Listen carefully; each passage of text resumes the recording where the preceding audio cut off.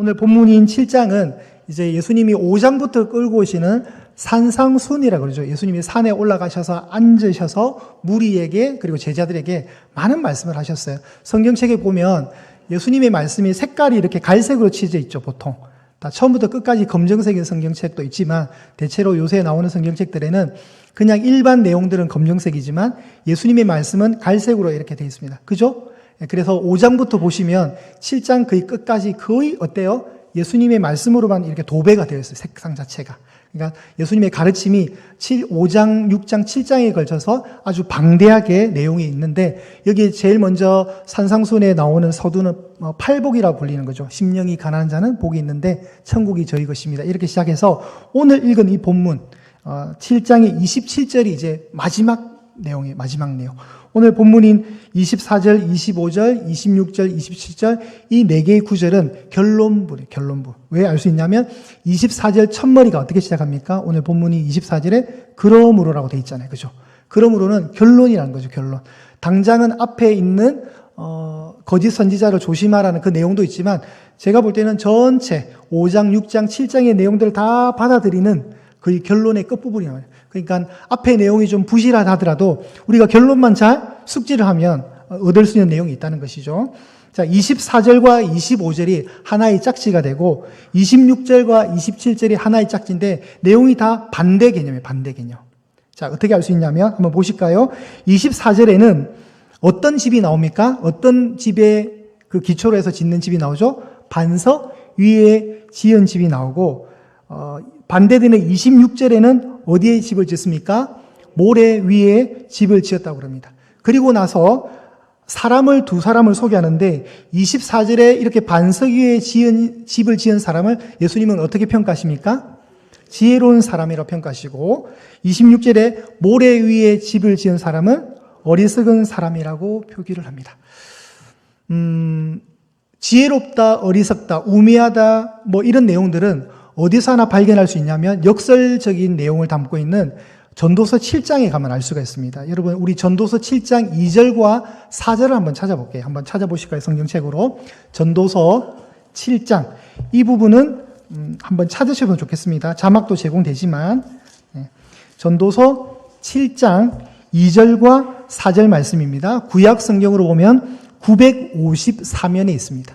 954면에 손가락에 이렇게 하셔가 열기를 좀 넣으셔가지고 종이가 딱 잡히도록 하시고 넘겨가십시오. 전도서는 대충 성경책 중간 이유에 있어요. 그러니까 못 찾겠으면 그냥 가운데를 기준으로 쫙 펼치십시오. 이렇게까지 자세하게 설명해 드렸는데 어디 있지? 이러면 큰일 나요, 여러분. 네. 자, 시편 뒤쪽으로 이렇게 가시면 전도서 7장 2절과 4절이 이제 눈에 들어오시나요? 네, 들어오시는 분들에게 하나님의 복이 있기를 원합니다. 자, 여기에 제가 읽어보겠습니다. 전도서 7장 2절을 읽겠습니다. 초상집에 가는 것이 잔치집에 가는 것보다 나으니 모든 사람의 끝이 이와 같이 됨이라. 산자는 이것을 그의 마음에 둘지어다. 4절 지혜자의 마음은 초상집에 있으되 우매한 자의 마음은 혼인집에 있느니라. 자, 우리 세상의 모든 사람들은 잔치집을 좋아할까요? 장례식장을 좋아할까요? 여러분 어때요, 여러분? 보통 결혼식장 가는 거 좋아하세요? 아니면 장례식장 가는 거 좋아하세요? 안 때릴 테니까 그냥 얘기하세요. 제가 뭐 이걸로 뭐 폭력을 휘두르고 그러지 않을 테니까. 우리 보통 세상 사람들은요, 밝고 좋은 걸 좋아하잖아요. 그래서 잔치집 가는 걸 참 좋아하는데, 흔히들 그래요. 저도 이제 예전에 예수님 안 믿을 때 막 그 유교 문화, 불교와 샤머니즘 섞여가 막 제사 문화 속에 저도 살았거든요. 뭐 제사를 앞두고 있으면 장례식장에 부정 탄다고 가지도 않아요, 여러분. 세상 사람들은 그렇게 해요. 그러니까 장례식 죽음에 관한 부분을 되게 어둡게 보고 부정적으로 묘사를 해요. 그런데 성경은 참 역설적이게도 지혜로운 사람과 우매한 사람의 마음을 얘기를 하는데 우리 4절에 보시면 지혜로운 자의 마음은 어디에 가 있는 거예요? 초상집에 가 있대요. 대신 성경은 우매한 자의 마음이 잔치집에 가 있대요. 그러면 성도인 우리는 어디로 가야 될까요? 어디로 가야 될까요? 둘 다 가셔도 됩니다. 둘 다 가셔도 되는데 우리가 마음을 둬야 될 것은 오히려 장례식장이라는 거죠. 왜냐하면 장례식에 딱 들어가면 그 빈소에 제일 먼저 맞이하는 게 한 장의 사진이죠. 고인의 사진을 발견한단 말이죠. 그 고인의 사진의 모습을 보면서 우리가 어떤 생각을 들게 되냐면, 나도 나중에 시간이 지나면 내 마지막 모습이 이렇게 사진 한 장으로 담겨지게 되겠구나라고 생각하겠죠. 그러면서 많은 생각을 하게 돼요. 사는 건 뭘까? 인생의 끝은 이렇게 되는 것이고, 정말 하나님을 믿는 사람들은 천국에 가는 것이고, 내가 남은 날 동안 좀 더 열심히 살아야 되겠다. 하나님 잘 경외하면서 정말 하늘의 복을 아는 자로 살아야 되겠다는 스스로의 다짐과 도전들이 일어난 장소가 장례식장이에요. 그래서 2절 말씀 보십시오. 장례식장, 초상집은 모든 사람의 끝을 보여주는 곳이에요. 그죠? 모든 사람의 끝이 이와 같이 된다. 성경이 딱 말하고 있잖아요. 그렇기 때문에 호흡하고 있는 산자, 살아있는 자는 이 모든 상황을 어디에 두래요? 마음에 두라는 거예요. 교훈을 주는 거죠. 근데 반면 잔치집은 어때요? 잔치집은 딱 하면, 오늘 주례자 선생님이 어떤 분이실까? 오늘 우리 결혼식에 주례자를 되게 기대하면서 가는 분은 제가 한 번도 보지 못했어요, 여러분. 그죠? 저도 어릴 때 결혼식 많이 다녔는데 제일 고통스러운 게 무슨 말인가도 모르고 밑도 끝도 없는 주례자 선생님 말이 언제 끝나는가가 가장 큰 관심이었어요. 그리고 어디로 가야 돼요? 빨리 밥 먹으러 가야 돼요. 그죠? 그리고 오늘 메뉴가 갈비탕이냐 아니면 뷔페냐가 굉장히 중요한 문제예요. 이게 잔치집의 모습이. 그러니까 성경은 그런 걸 좋아하는 걸 우매하다고 보는 거예요. 물론 뭐 결혼식 자체를 부정하면 안 되죠. 그렇지만 우리가 정말 마음을 쏟아야 되는 곳이 초상집이라는 거죠. 성경이 그렇게 역설하고 있는 거예요. 마치 그렇듯이 집을 짓는 것도 마찬가지예요. 집을 짓는 것도. 반석 위에 집을 짓는 자가 왜 지혜로운 자인가? 모래 위에 집을 짓는 자가 왜 어리석은 자인가? 이게 초상집과 결혼식장, 잔치집을 비교하듯이 오늘 본문을 여러분이 보셨으면 좋겠다는 겁니다. 여러분, 오늘 우리가 본문을 볼 때 사람들은 상식적으로 여러분 모래 위에 집을 짓지 않잖아요. 그러지 않아요. 저는 이 본문 제일 먼저 볼 때 딱 느꼈던 게, 아니 바보가 아닌 이상 누가 물가에 그것도 모래 위에다가 집을 짓냐 이거죠. 그런데 이 말을 이해하려면 우리가 이스라엘의 기후를 좀 알아야 돼요. 이건 우리나라 배경이 아니기 때문에 건축가였던 목수였던 예수님이 이 비유를 들으시는 데는 이유가 있겠죠. 자, 그래서 그림을 한번 띄워주시기 바랍니다. 매미성이라고 불리는 곳이 있는데 거제도에 가면 장목면이라는 곳에 백순삼 씨라는 어떤 분이 고향에 내려가서 경작을 했는데 2003년도에 매미 태풍이 오면서 다 유실돼 버렸어요. 자기가 지은 농사 이런 게. 그러니까 이분이 살짝 열을 받으신 거예요. 그래서 어떻게 했냐면 자연재해로부터 내 농작물을 보호해야 되겠다 해가지고 어느 날부터 돌들을 이렇게 쌓기 시작한 거예요. 시멘을 바르고 그 돌들을 하나하나씩 하다가 이게 한 18년, 19년 정도 되니까 저게 성이 돼버렸어요. 딱 보는 순간 집이 어때요? 저 성이 튼튼하게 보이죠. 이걸 이제 소위 말하는 반석 위에 지은 집이라는 거예요.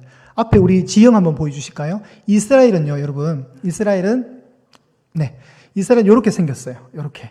밑에 바닷물처럼 보이는 저 바다가 사해 바다고 저 위에 있는 요만한 이게 동그라미 호수처럼 보이는 게 갈릴리 호수거든요. 요쪽에 이제 요쪽에 하얀색 물가가 이제 지중해라 그래요.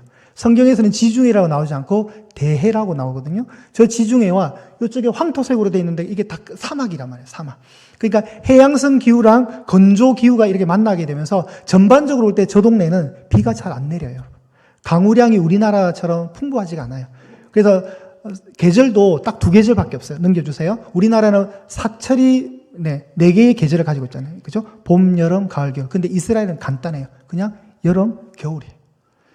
근데 여름은 당연히 여름이니까 비가 잘 안 내리는데 언제 비가 내리냐면 겨울에 비가 내려요. 자, 한번 보여주십시오. 그래서 건기와 오기가 있는데 우리 태양력 기준으로 볼 때 4월부터 10월까지는 건조해서 비가 잘 내리지 않습니다. 대신 10월부터 그 다음에 3월까지 우기라고 해서 비가 많이 내려요. 근데 이 비가 많지 않다는 거예요. 그 다음 그림. 그래서 저기 10월과 3월 사이에 이 우기가 있는데 이 우기에 세 종류의 비가 내려요. 성경에 이제 신명기 11장에 가면 하나님이 이른 비와 늦은 비를 적당한 때에 내리기 시작하는 말씀이 나와요. 이른 비와 늦은 비. 굉장히 중요한 비예요. 저 이른 비와 늦은 비 사이에 이제 겨울비가 있는데 저 겨울비의 비중이 70%, 그러니까 100이라고 볼 때 강수량의 100의 양 중에 70%가 비가 이제 겨울에 내리는 겨울비예요. 근데 이른 비가 왜 중요하냐면 여름 동안 땅이 건조했으니까 땅이 메말라 있단 말이에요. 그런데 요때 파종을 위해서 하나님이 10월 중에 이른 비를 딱 주시면 땅이 좀 축축해지면서 땅을 파기가 좋아지게 되는 거예요. 그래서 이른 비가 정말 필요해요. 그리고 이제 3월이나 4월에 한 번 더 하나님이 은혜를 주셔야 되는 게 늦은 비예요. 저 늦은 비 때, 저 늦은 비에 은혜가 한번 탁 임하면 농작물이 확 그냥 힘을 얻고 수확을 많이 맺을 수 있도록 유도해 주는 비예요. 근데 비가 잘 안 오니까 이스라엘 백성들이 광야 시간을 끝내고 약속의 땅 가나안 땅, 저 땅에 갔는데 비가 잘 내리지 않으니까 건조한 땅이니까 어때요? 농사가 잘 되게 해달라고 빌어야 되는 거예요. 근데 그걸 하나님이 적당한 때에 내리겠다고 하셨는데도 불구하고 이스라엘 백성들은 하나님이 비는 별로 주관하지 않는 것 같아서 풍요의 신이 바알과 아사레라 섬기는 거예요. 바알에게 비는 거예요. 비나이다 비나이다 비를 주시옵소서. 그게 이제 틀어지는 거죠. 이제 늦은 비와 이른 비가 정말 하늘의 주권 속에 있는 거예요. 하나님이 은혜를 주셔야 이 비들이 파종이 되는데, 파종할 수 있고 수확을 할 수 있는데, 이 상황 속에 이제 사람들이 갈급해하는 거죠.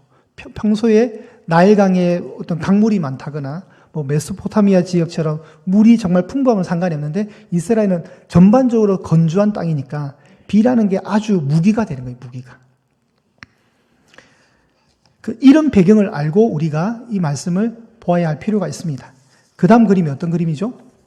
네, 저 그림은 어떤 그림이냐면 아랍어로 와디라는 가늘 하천이 있어요. 가늘 하천. 이 가늘 하천이 어떤 의미냐면 평소에는 저런 땅이에요.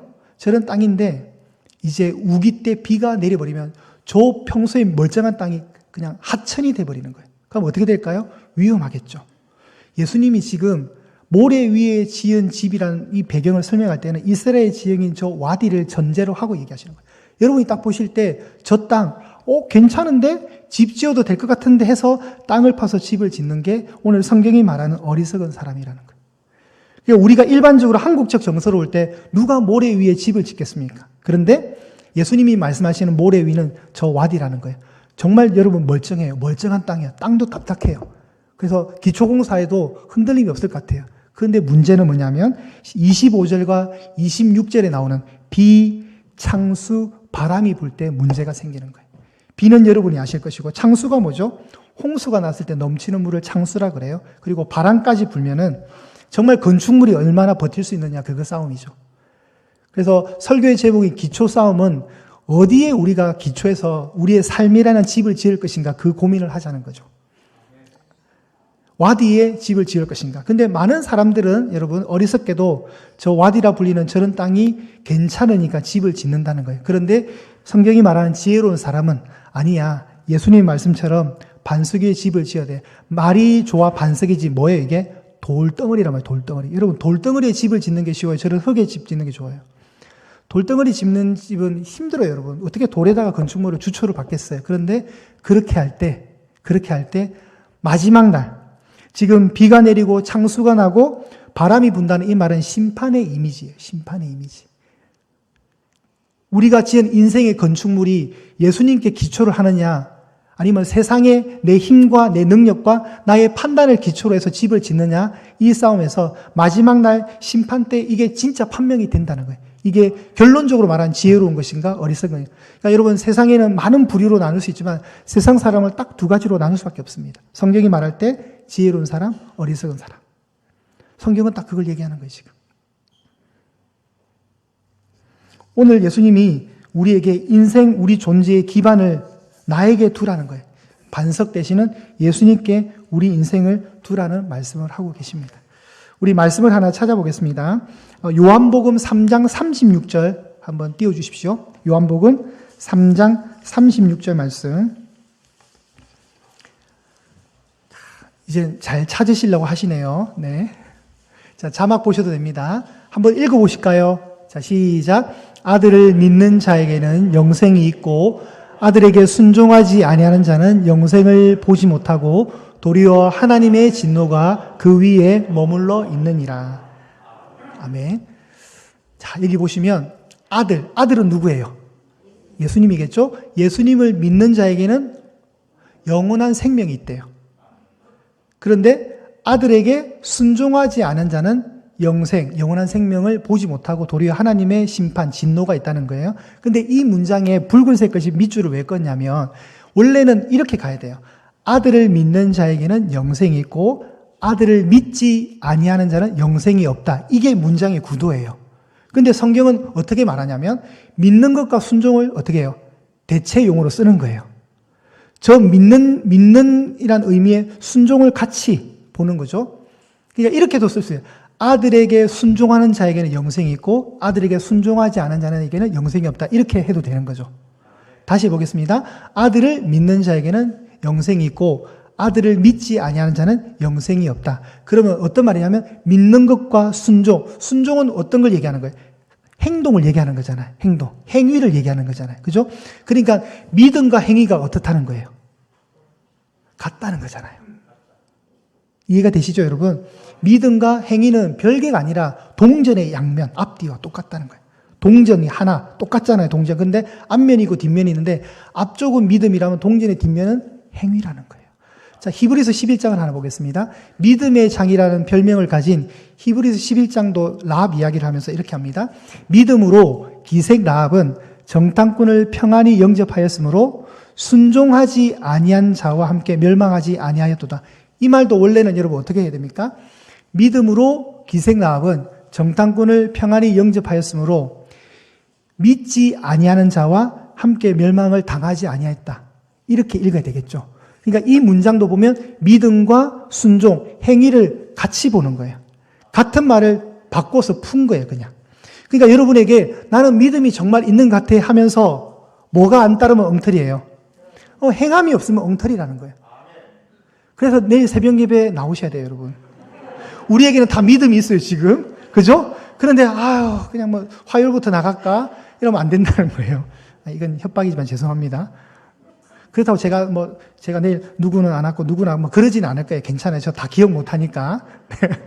근데 믿음과 행위를 별개로 보시면 안 된다. 자, 그러면 오늘 우리 본문으로 다시 돌아오셔서 한번 보세요. 24절 제가 읽어보겠습니다. 24절. 그러므로 누구든지 나의 이 말을 듣고 행하는 자는, 자, 예수님의 말을 듣고 행한다. 그러면 이 행한다 할 때 행위는 뭐로 바꿀 수 있습니까? 믿음으로 바꿀 수 있잖아요. 그러니까 예수님의 이 말을 듣고 믿음이 있는 자가 지혜로운 사람이라는 거예요. 결국은 이 본문도 믿음을 얘기하는 거예요. 사랑하는 여러분, 인생은 정말 기초 싸움이에요. 기초 싸움.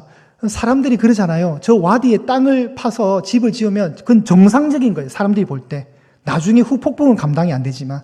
근데 우리가 예수님이라는 반석 위에 자꾸 집을 지어요. 그럼 세상 사람들이 뭐라 해요? 참 바보같이 산다. 너네 왜 그렇게 사냐? 이렇게 비아냥거리겠죠, 실제로.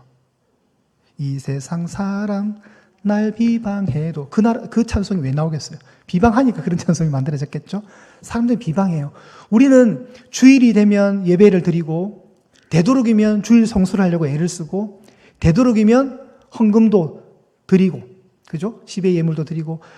근데 세상 사람들이 볼 때 왜 교회에다가 돈을 바치고 그 놀기 좋은 날 빨간 날 왜 교회 가서 그렇게 어리석게 사냐라고 비아냥거릴 수 있다는 거죠. 그런 소리 저희들도 듣잖아요, 실제로.